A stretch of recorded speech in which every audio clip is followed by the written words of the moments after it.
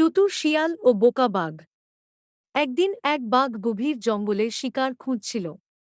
অনেকক্ষণ ঘোরাঘুরি করেও কিছুই পেল না। হঠাৎ সে একটি শিয়ালকে দেখতে পেল।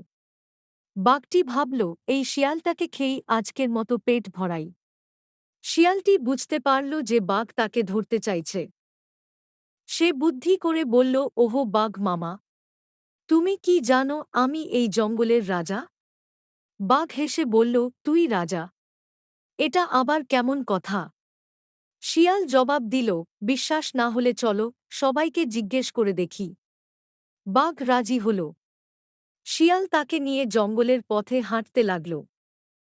শিয়াল সামনে, বাঘ পিছনে।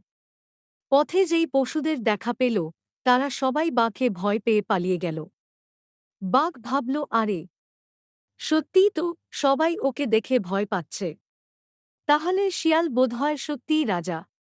এই সুযোগে শিয়াল দ্রুত পালিয়ে গেল, আর বাঘ বুঝতেই পারল না যে সে শিয়ালের বুদ্ধিতে বোকা বেনে গেছে।